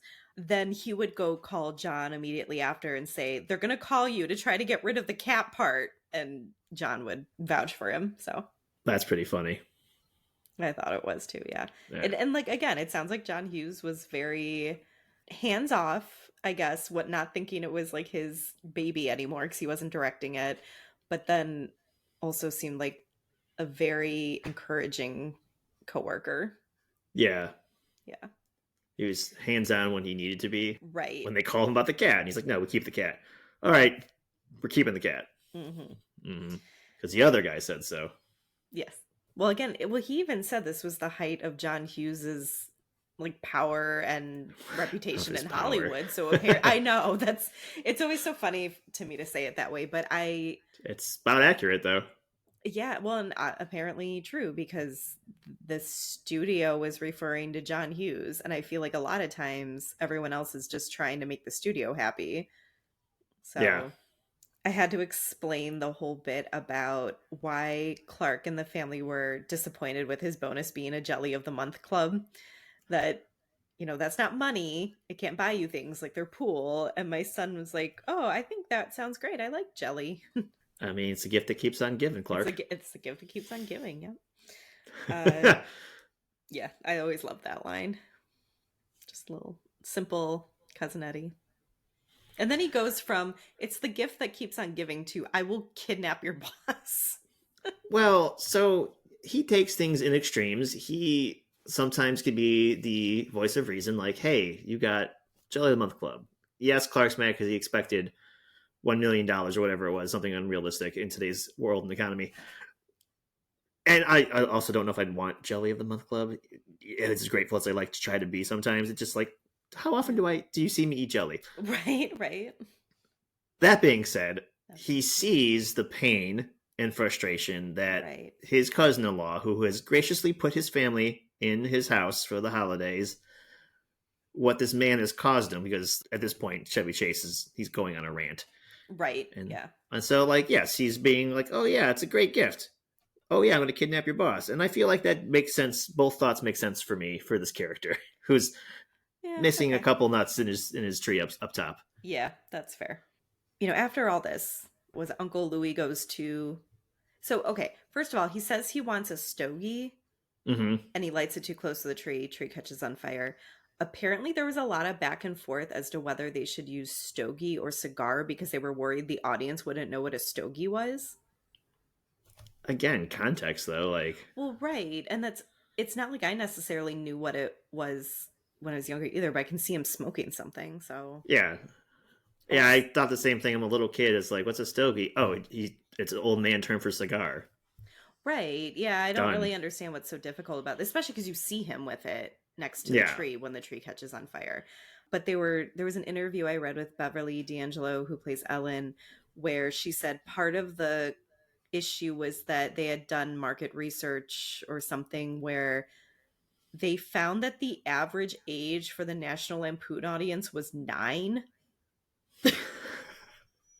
It's me. I was that person. Yeah. And she was very shocked by this. She was like, that can't be right.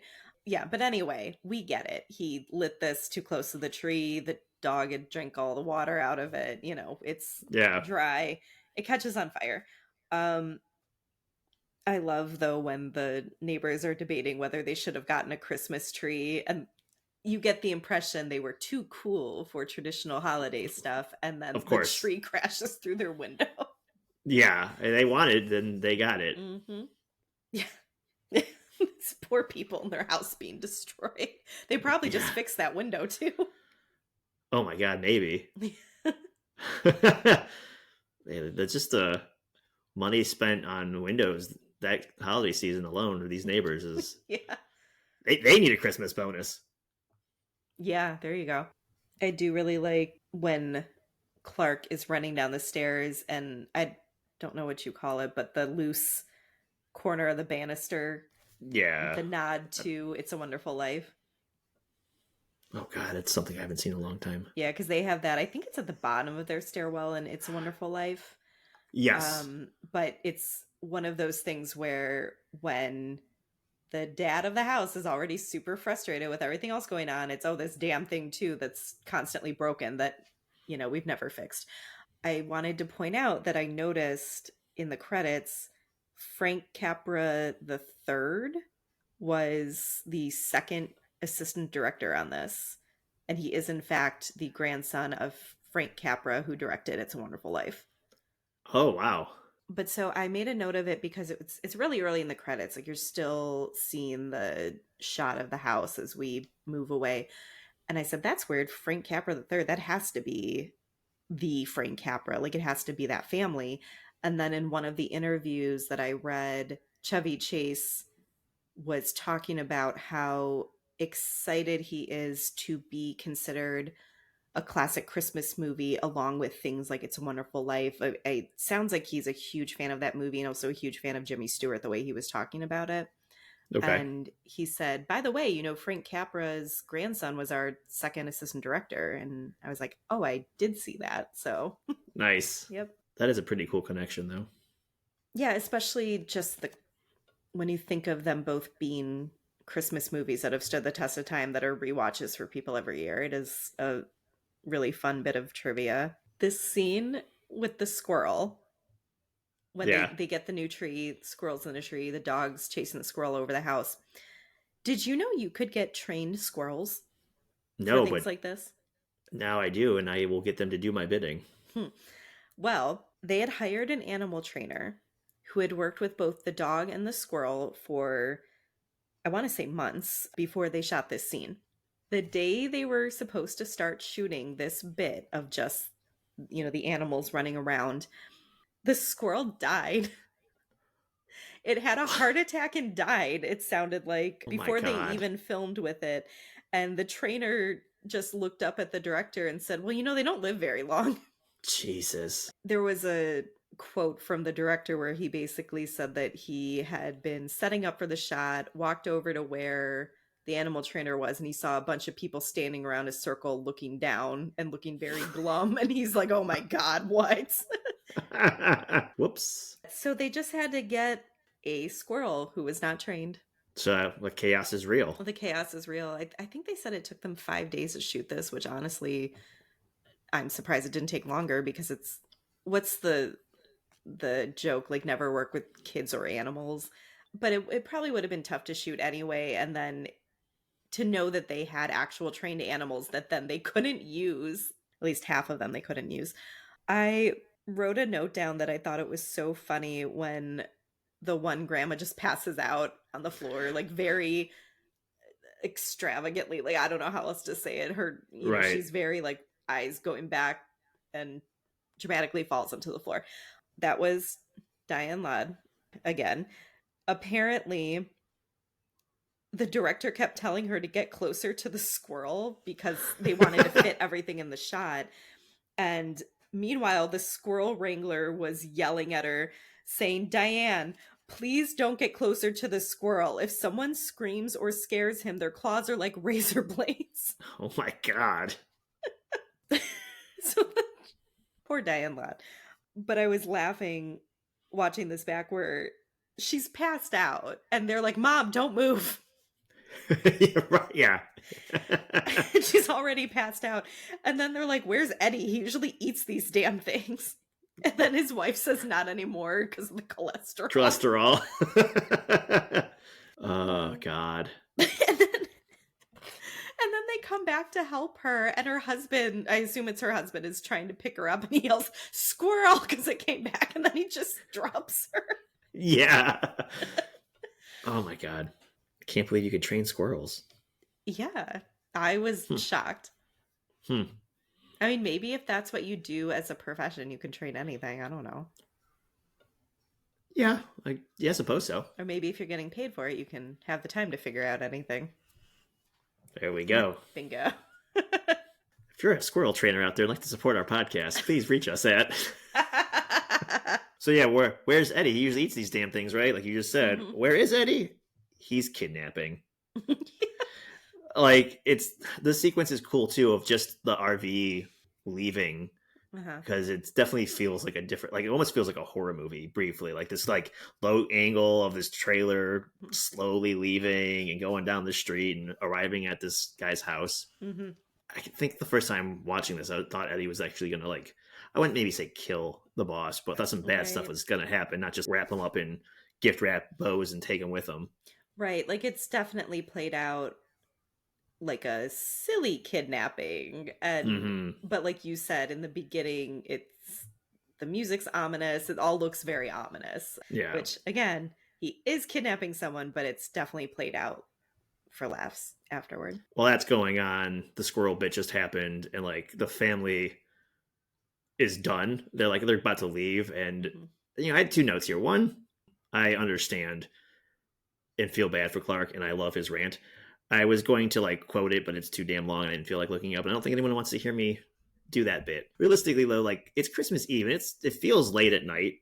Like they've had dinner. The tree caught on fire. He had cut down a new one, put it up. The squirrel, like all this things happening. Like everyone's gonna leave, and they're all like elderly people. They can't even watch TV middle of the day without falling asleep. Yeah. Well, and Go I don't go. think Aunt Beverly and her husband can even drive. Right, yeah, that's true. And they're all trying to leave. Just put your pajamas on, go to bed, leave in the morning. Come on. Yeah. I like the quote later from Ellen when everything's going wrong after Eddie shows up with his hostage, and Hmm. she, I think, shakes his hand and apologizes and says, "I'm sorry, it's our family's first kidnapping." Yeah. I like that too. That's her cousin, right? Because that's his cousin-in-law. So I'm assuming she's either cousins with Eddie or his wife. I forget. I can't remember, but I remember at one point Clark says something about like my cousin-in-law. Yeah, But yeah, I've never really paid too much attention to that I don't part, think to it be fair. matters. Yeah, Right. I always think it's so funny how acrobatic the FBI agents are when they enter the home. Like, especially the ones that like swoop down from the roof, how they bust in all their windows. And the mom says, Welcome to our home, what's left of it.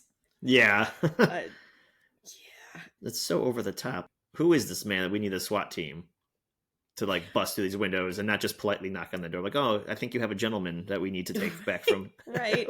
Yeah, all of it's so over the top. I think it's hilarious the way the family all freezes exactly how they were standing, not even just putting their arms down or anything. They're just frozen how they were. I did notice at this rewatch that Ellen's hand is definitely on Clark's crotch at one point, Hmm. and I was like, that's weird. Did I just never notice that before? And then I found a quote from Beverly D'Angelo, who plays Ellen.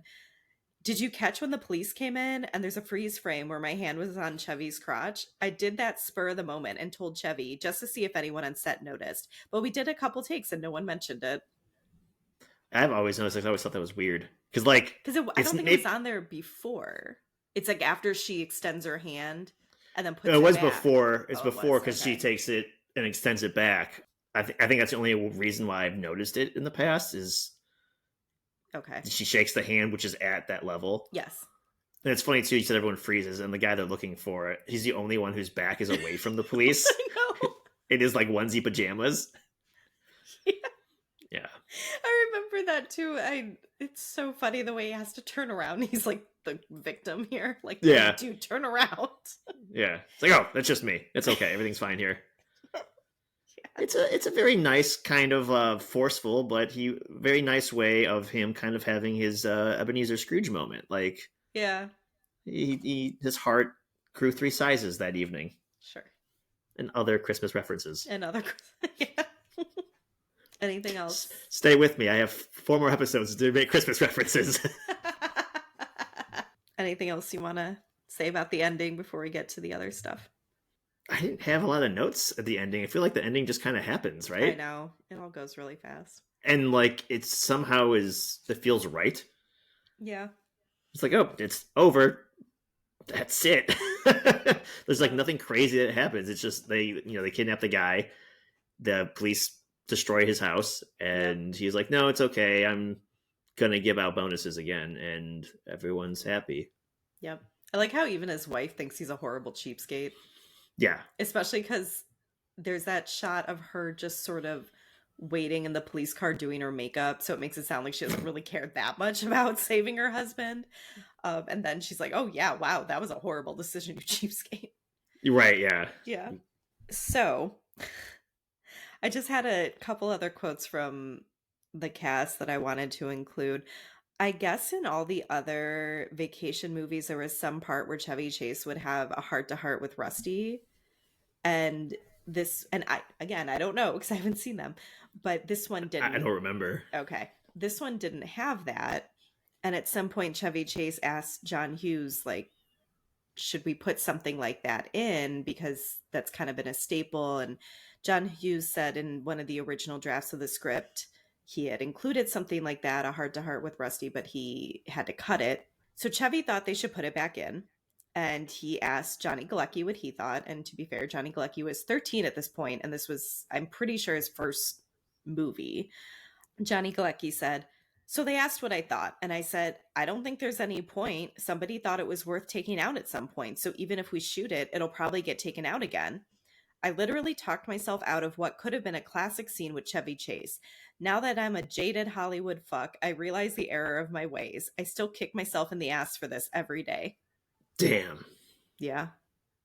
I think what's cool about this quote here is he, lack of a better term, is like super meta about it. Yeah. He realized that he was like a shy little kid, first time working on set. Then now he quote is a jaded Hollywood fuck. Right. So like he's kind of poking fun at himself from like 2 different eras of his acting career. Yeah. It Yeah. just makes him sound really real. But I mean, you're still in a classic Hollywood Christmas movie, Yeah. and also a slasher film. Right. Well, and Chevy Chase made a comment like Johnny Galecki's fine because he made all that money from The Big Bang Theory. He's like making like Yeah, $100 million. He's fine. he's fine. But that all being said, all the cast had so many great things to say about Chevy Chase, which I alluded to earlier when we were talking about all the rumors and things we had heard about him being allegedly extremely difficult to work with. I mean, we saw that with our first director. He like scared the director away, apparently. Right. But Johnny Galecki had said in particular, Chevy Chase was so patient with him and taught him a lot about comedic timing and was very thoughtful in how he would explain how to maybe get a better take or a better line delivery or whatnot. And I mean, maybe it was different because maybe he did see this as like a kid he was taking under his wing. But Yeah. yeah, Johnny Galecki said he was just almost like a surrogate dad to him. He also took him to visit different sets that were shooting at the same time on the Warner Brothers lot, including Ghostbusters 2. So Hmm. he was saying, I'm this 13-year-old kid and suddenly I'm hanging out with Dan Aykroyd. Like I was just this like kid from Chicago who had never been to LA. But also they apparently were all in awe of Juliette Lewis all the time. Like all the quotes from people were saying, we are not surprised that she went on to have this amazing career. We're not at all surprised that a couple years later she was already nominated for an Oscar. And also, Johnny Galecki had some really cute quotes about how he just thought she was the coolest person ever because she was 2 years older than him, but she was a lot more into the Hollywood scene and she talked about parties she went to or people she met and whatever, and he just thought she was like the coolest person ever as a 13-year-old boy.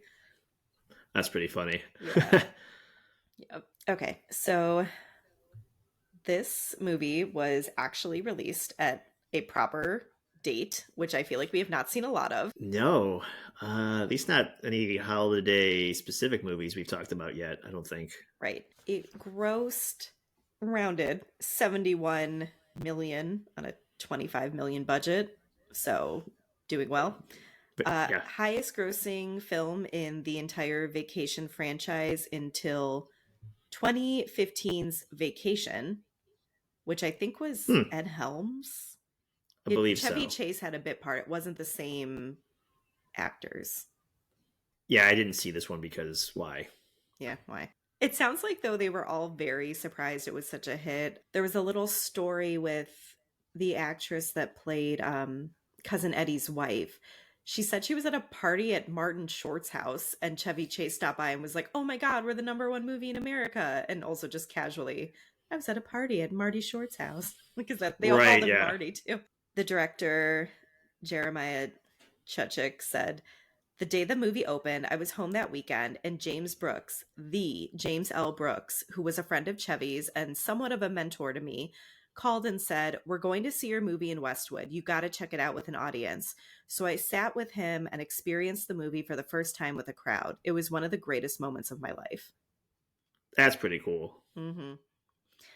It also struck me that I don't know if you would necessarily even have these moments anymore because, like, the theatrical release isn't such a thing. Right. Now, like, if he wanted that experience, he'd like come sit on my couch and watch it streaming with me. I know, right? That's what I was thinking too. Because I feel like in a few of these, we've discussed how people would hear about audience reactions, or so and so would go see it in a theater and they tell people what the audience was laughing at or being scared Yeah. by or whatever. And I feel like I obviously there are still theatrical releases. Obviously, you can still gauge an audience's reaction, but I mean, how many people just wait for it to go on streaming? So even if you bomb at the box office, it doesn't mean people aren't going to check you out on streaming. It's such a different landscape. Yeah, it's kind of hard now to judge success of a film because of Yes. box, like you said, box office takeaway is a little different than it used to be. Mm-hmm. Yeah. We'll show how successful it is if like the first weekend or month or whatever is like it does make a lot of money in today's world. So Mm-hmm. so it kind of it's like a gauge, I guess. So as previously mentioned in other episodes, that once you have success, keep cranking the money out, right? This is the third in the Vacation series, and as you just read us, the one that made the most money. So if Mm-hmm. this wasn't going to kill the franchise, it definitely was going to revive it, and revive it did, albeit temporarily. They did a Vegas Vacation, which came out in 1997, and surprised that the kids are different again. And I still was not old enough to get that this was a bit, and I was like, at this point, have gone back and seen one and two. Now four came out. I remember renting this one because I love the Christmas movie so much, and I was Mm-hmm. like, why can't they get the same four actors? It's always two, and then cousin Eddie, so three, I guess, and then the kids are Yeah. different, and they never look the same. Michael Mm-hmm. C. Hall or Michael Anthony Hall has blonde hair. Galecki has brown hair. They're a foot different in height. What's going on here? That's So, true. needless to say, the sequel it bothered me again. Mm-hmm. Don't remember too much about it. They go to Vegas. Obviously, cousin Eddie is there, making things worse as always. Obviously. Russ is like really lucky and keeps winning at everything. And at one point, he wins cars, and the whole family has their own car now. Like everyone has their individual car, It's and they funny. drive away to the sunset at the end or something. That's all I really remember. Okay. John Hughes was not involved in this one. He Mm-hmm. said that he didn't even know it was being made until he read something about it in the trades. Well, So, he could you did say imagine? that if he was in, what it was the quote earlier, if he was involved in any sequels, it was under duress. Right. Yes. Yeah. So this one was not at all. Could you imagine like reading like or seeing a reel or something on social media about Hmm.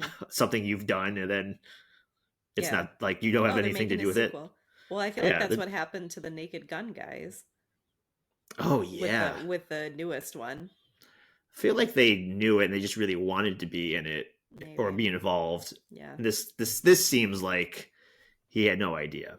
Right. Also, this was I have before the internet, so right, yeah. Hence the trades. yeah. It's like reading a magazine. Children, he's reading a magazine and found Yes. out that his franchise was being continued on without him.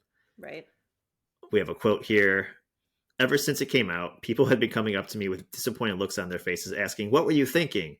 And he would reply, "I had nothing to do with it, I swear." If you can't tell by that quote or my lack of memory, this was not a great movie. Yeah. Again, I remember like 2 bits in it, and that's all I got. And we know that it didn't do as well as Christmas Vacation. Like we said, 2015 was just Vacation. Yeah, I didn't see this. Was I didn't even know if this was supposed to be like a soft reboot or that was a time period, as we mentioned in the Halloween episode, where and in Poltergeist too, where they like would do a remake slash direct sequel to the previous film, skipping around all the other sequels. That was like a thing they were doing in Hollywood for a while. Didn't see Hmm. it, so I didn't know that if what the situation was with this movie. I didn't know Chevy Chase was in it until earlier when you mentioned it. It sounded like he kind of just has a cameo. Sure. It's Ed Helms is a grown up Rusty, and he and his wife are taking their family to Wally World because he wants to So be like his dad and have like fun family memories. so my assumption is correct. It is a requel. It is a remake slash sequel because they go to Wally World in the first one, but this Hmm. is Rusty grown up. So this is like the 15th actor to play Rusty. Yeah. At least I'm assuming Chevy Chase is playing Clark again, albeit very brief. Hmm. So that's kind of cool. Yeah. But that's about it. So obviously, in terms of legacy, this became a holiday classic. Like we touched on, the cast apparently was all very surprised. The director, especially, I think our director, who was very concerned about his, own lack of experience with comedy. But yeah, they're all very pleased with it. All the interviews I read, people were just talking about how exciting it is to be something that people watch every year, be something that people have like really nostalgic feelings for. And they all mentioned how it's so fun that something like a certain type of house decor for Christmas is called a Griswold house now if you have, too many lights.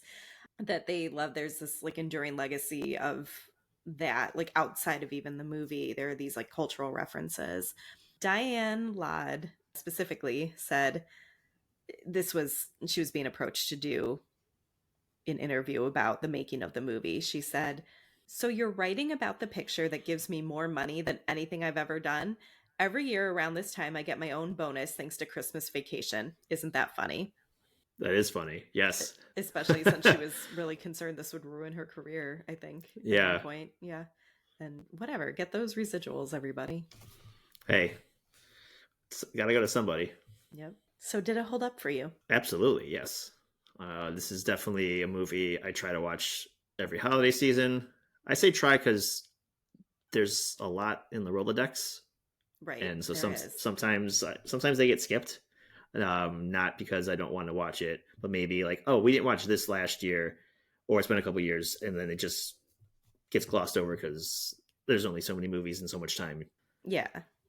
But that being said, yeah, I try to watch it every year, and if I don't, I'll definitely get it the following year. Yeah, I mean, clearly for the conversation, there's the one-liners as always, and just the sight gags with these kind of movies, and just with Christmas, it's hard not to just get the warm and fuzzies. Of course, yeah. I mean, obviously it holds up for me because we watch it every year. Like I said, this is our Christmas Eve movie. It was really fun this time watching it with my son just to see both as a kid what he thought was funny because I never really watched this as a kid, and then also just someone who had never seen it before. But yeah, he thought everyone was just silly and funny. So, all right. Well, we would love to hear your thoughts on National Lampoon's Christmas Vacation, as well as your own favorite Christmas movies. You can find us on Instagram at Back Through the Lens Pod and on Facebook at Back Through the Lens. You can also email us at backthroughthelenspodcast@gmail.com. If you're listening on Spotify or Apple Podcasts, please leave us a rating and review. It's the best way to support our show. If you enjoyed our show today, please give us a like and follow for updates on new and future episodes. Our show is produced by our host, Rachel Campbell, and myself, Joe Siomick, with additional help and support from Peter Tellep of LPV Productions. Peter, Rachel, and I are also the executive producers. Our awesome logo is brought to you by Tom Fracci, and our wonderful theme song is by Matt Tarek. Thanks for listening, and stay tuned for more trips into our movie watching past on Back Through the Lens.